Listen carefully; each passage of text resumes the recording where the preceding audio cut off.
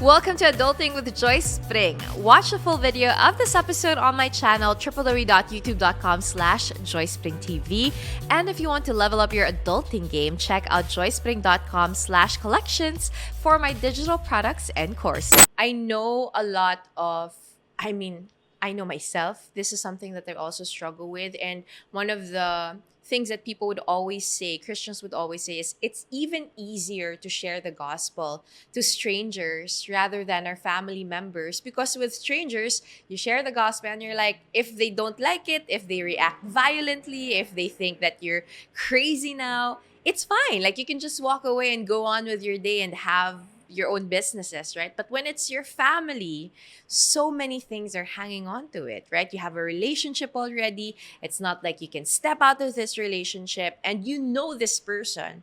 I remember a friend of mine was saying na, ang hirap siya rin ng dad ko kasi kilala ko yan eh.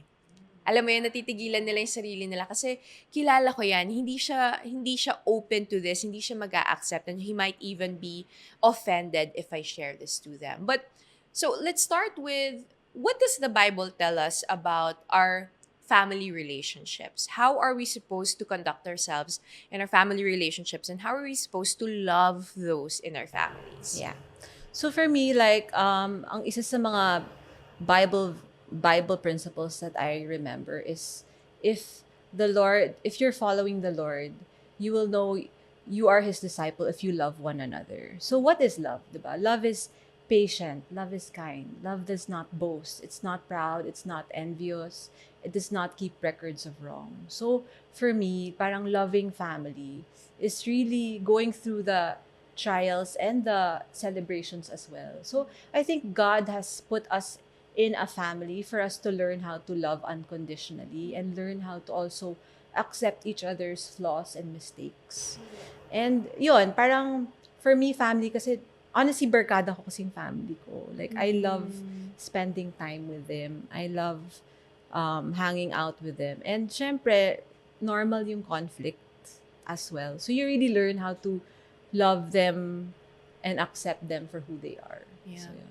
You know, that's one of the things that I really find amazing with how God designed the family, diba? Like, every person is born into a family. Yeah. Right? You have a mother and a father. Before you come into this earth, kailangan may mother and father para mabuo ka. That's why the sanctity of marriage is so important. That's why sex is so important to stay in the marriage, because God designed it that when a baby is created in the womb and is born, immediately there's a relationship there. To what you're saying, na it's the design of God for us to learn to communicate with one another, to adjust to one another, to love one another. You're not born into this world na mag-isa ka lang eh. Kaagad meron kang family, meron ka agad na nanay at tatay. And eventually, if you have siblings, diba, you'll have siblings. And I think one of the natural, as you said, tendencies is there will be celebrations, but there will also be tribulations and trials. So I want to ask, from your perspective and from what the Bible says, paano nga ba natin i-deal with kung hindi ganun ka-healthy yung relationship natin with our family? Or kung may seasons na nag-away or na-hurt tayo, how do we love our family members? Kasi ngayon, it's more of, you have to set your boundaries, you have to cut them off if they don't no longer serve you. But I always say on the podcast na cutting people off immediately is not biblical at all. It's not like if they Yeah, don't serve it's your not. peace or your joy anymore, that's not biblical to just leave people or cut them off. There's actually a proper way to go about it. How would you say? What would you say to people who are going through that right now? Ako kasi parang when we have conflicts in the family, number one is I pray. The number two is open communication. So we really communicate, even if it's hard. We go through the hard conversations. And I think the Lord also gives us wisdom on how to go about the hard conversations. Like, for example, like, kunyari, nagka-conflict kami ng sister ko, what I would do is, pag nagpe-prayer walk kami, parang I would ask these questions. I would ask, like, how can I improve? Or like, how have I hurt you? Or will you forgive me? So yun yung mga basic principles that I use when there are conflicts in the family. Like we really talk about it. We really discuss it as a family. How do we resolve this problem, this conflict? Paano kaya kung yung family members mo are not open to communicating or sorry hindi naman generalization, 'di ba? Pero classic Filipino kasi yung sweep under the rug, let's pretend like walang problema, 'di ba? How do you, because that's a family culture thing, right? Sometimes, I mean, that's your family culture. But for example, for me, with a broken family, hindi namin family culture to. Like, kahit gaano kalaki yung problema, we're gonna pretend like it doesn't exist and still have dinner and like not even talk about it. Yeah, so how do you, the answer, of course, is to start a new family culture, right? But how can you lovingly and gently start a new family culture that glorifies the Lord in that way? Because at the end of this all, diba, what we're trying to emulate is Christ likeness, that we deal with issues head on, that we talk about issues head on, that we repair, that we restore, and that we don't just sweep things under the rug, because at the end of the day, we want to glorify God in the relationships that we have. So, how do we apply that in our family cultures and with our family members who might not necessarily have the same, Culture. yes, or desires? Well, honestly, like if they're not open, I usually would pray. Pray for the person, pray for opportunities wherein there would be an opportunity to speak the truth in love. Because as Christians, of course we have the responsibility to reconcile, to forgive, 'di ba? To even if like ako, like honestly minsan natatakot din ako like to open um a conversation. Pero somehow si Lord yung nagbibigay ng opportunity to talk to them.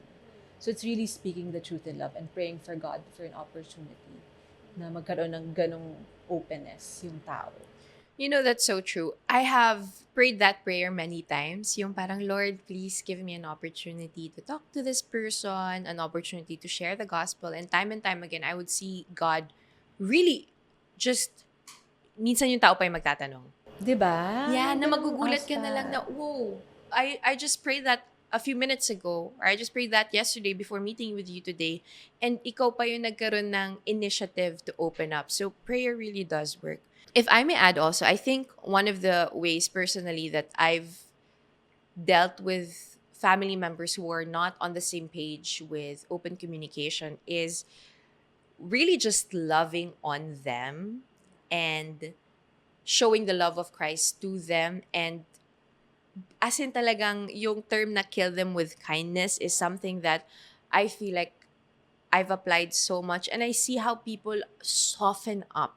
The most calloused hearts soften up when you genuinely show them that, you know what, you might not want to communicate yet, you might not want to reconcile yet, but I love you and I'm showing up for you.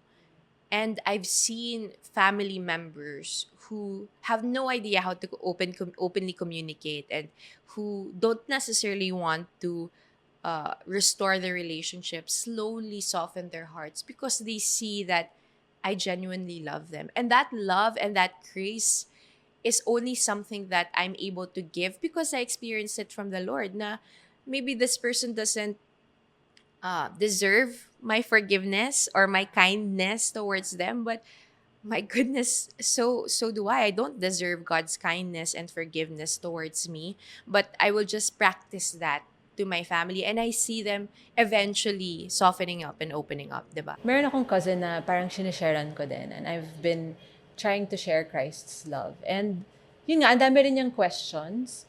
But I believe na it's really genuine relationship. It's building the trust, building authenticity then with the person and spending time. Like sometimes like I would spend time with her on one-on-ones. I would help her sa school.